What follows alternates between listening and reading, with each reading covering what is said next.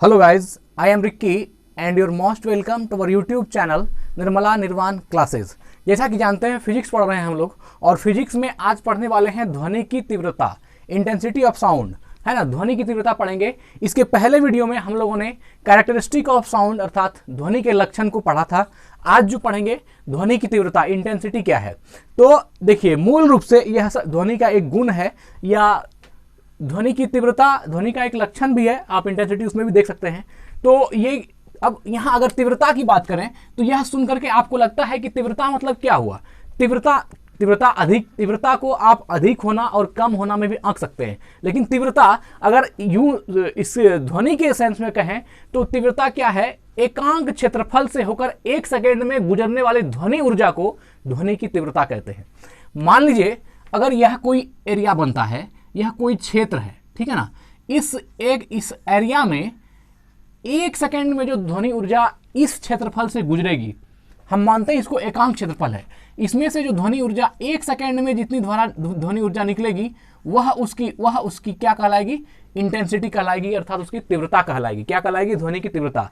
तो अब यह जो क्षेत्रफल, यह जो एरिया हम दिखा रहे हैं, इसको हम एकांक मान रहे हैं। क्या मान रहे हैं कि यह एक एकांक क्षेत्रफल है। आप समझिए कि एकांक एरिया को बड़ा करके जूम करके हम आपको दिखा रहे हैं, और इस एकांक क्षेत्रफल में 1 सेकेंड में जो ध्वनि की ऊर्जा इस एकांक क्षेत्रफल से गमन करती है वह उसकी तीव्रता कहलाती है। अब एक बात समझिए, अगर इस क्षेत्रफल में बहुत ही ज्यादा ध्वनि की ऊर्जा बहुत ज्यादा अगर गमन करने लगेगी तो क्या होगी, उसकी तीव्रता काफी हो जाएगी। और अगर इस एकांक क्षेत्रफल में ध्वनि की जो ऊर्जा है वह कम गमन होगी तो वह क्या कहलाएगी, उसकी तीव्रता कम कहलाएगी। तो ध्वनि की तीव्रता क्या है, यह एकांक क्षेत्रफल से होकर 1 सेकेंड में गुजरने वाली ध्वनि की ऊर्जा है, और इसको हम लोग क्या बोलते हैं, ध्वनि की तीव्रता बोलते हैं। तो अब हमको लगता है कि आपको बात क्लियर हो गई कि एकांक क्षेत्रफल में 1 सेकेंड में, टाइम पीरियड के साथ, एकांक क्षेत्रफल में 1 सेकेंड में जितनी ध्वनि ऊर्जा गुजरती है वह उसकी क्या होती है, तीव्रता कहलाती है। क्या कहलाती है, तीव्रता। कहीं भी एकांक क्षेत्रफल और 1 सेकेंड में, अर्थात 1 सेकेंड में एकांक क्षेत्रफल में जितनी ध्वनि ऊर्जा गुजरती है वह क्या कहलाती है उसकी, तो वह ध्वनि की तीव्रता कहलाती है। एकांक क्षेत्रफल से होकर 1 सेकेंड में गुजरने वाली ध्वनि ऊर्जा को ध्वनि की तीव्रता कहते हैं। यह तो हो गई। अब इंटेंसिटी का जो मात्रक है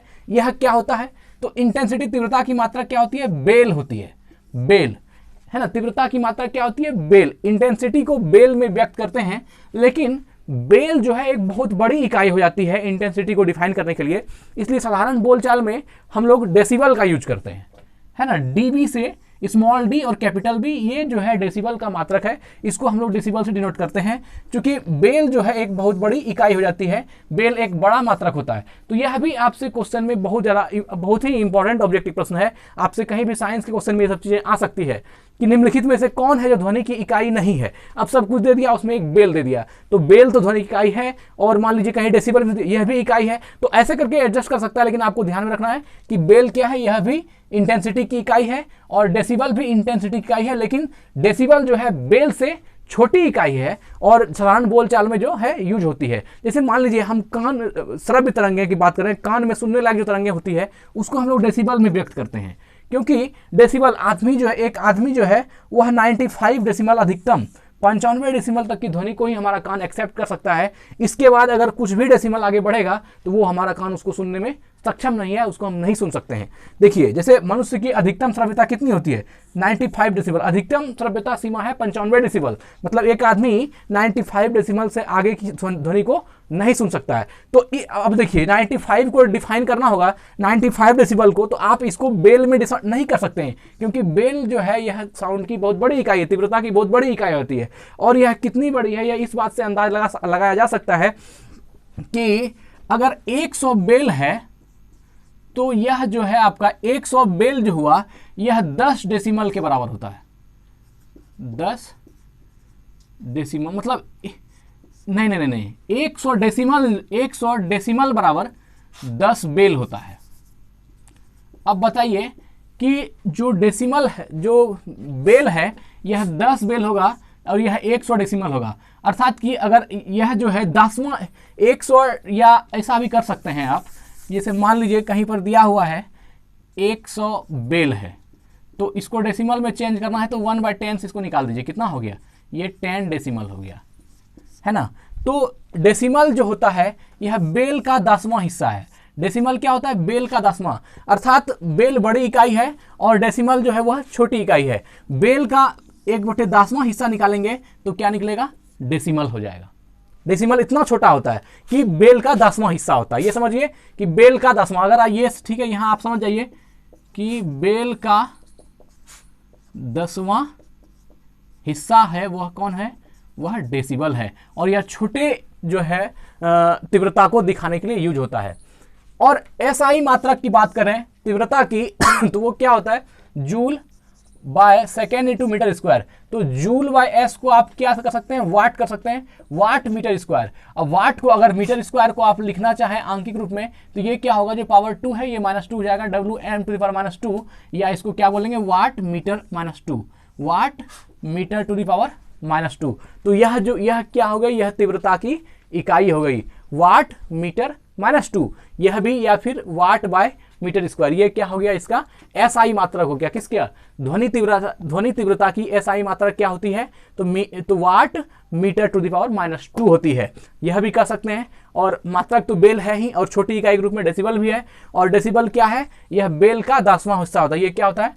बेल का 10वां हिस्सा डेसिबल होता है। ध्वनि की तीव्रता, अब इंटेंसिटी 4 स्रोत है जिसमें कि अगर बदलाव होती है तो इंटेंसिटी में चेंज होता है। देखिए क्या होता है? स्रोत से दूरी के वर्ग के व्युत्क्रमानुपाती जो तीव्रता होती है, जो ध्वनि की तीव्रता होती है, वह स्रोत से दूरी के वर्ग के व्युत्क्रमानुपाती होती है। स्रोत से दूरी के वर्ग के व्युत्क्रमानुपाती का अर्थ क्या हुआ? जिस सोर्स से साउंड आ रही है वहां तक के दूरी का वर्ग का व्युत्क्रमानुपाती। अर्थात क्या? अगर इसकी दूरी को बढ़ाते जाएंगे तो साउंड की इंटेंसिटी घटती जाएगी। मतलब अगर मान लीजिए, यह भी बात सही है जी, यहां मान लीजिए आप यहां पर खड़े हैं, आप यहां पर खड़े हैं और यहां से साउंड आपके कानों तक आ रही है। अगर यह दूरी मान लीजिए आर है, आर डिस्टेंस है यहां से, ठीक है। अब क्या होगा? स्रोत से दूरी के वर्ग के व्युत्क्रमानुपाती होती है तीव्रता। अब इस दूरी को अगर हम बढ़ा करके यहां से कर दें, मान लीजिए यहां साउंड हो रही है, यहां से आवाज आ रही है और यहां आप खड़े हैं, तो यह क्या हो गई? दूरी बढ़ गई। यह मान लीजिए 2r हो गया। तो अब देखिए दूरी बढ़ेगा, है ना, स्रोत से दूरी के वर्ग के व्युत्क्रमानुपाती होता है।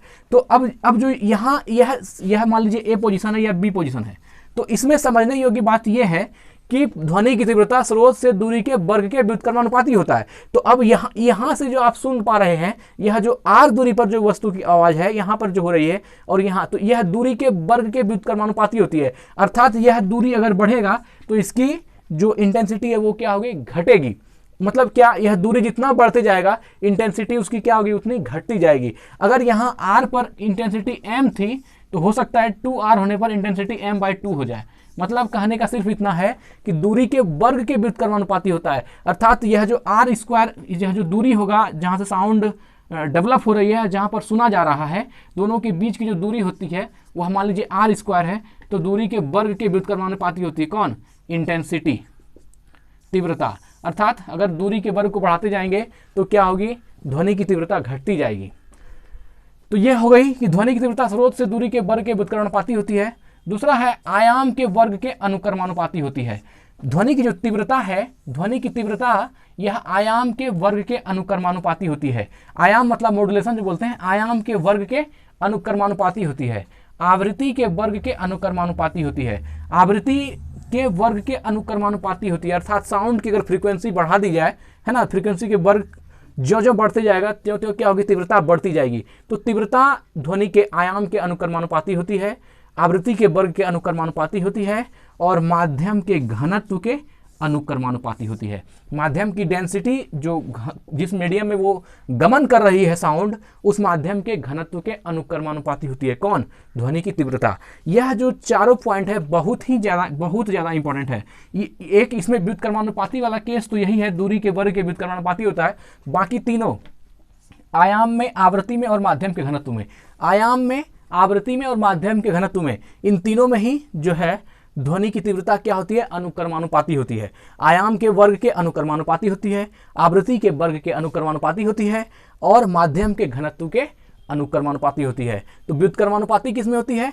तो ध्वनि की तीव्रता स्रोत से दूरी के वर्ग के व्युत्क्रमानुपाती होती है। ये वाला केस आपको याद रखना पड़ेगा।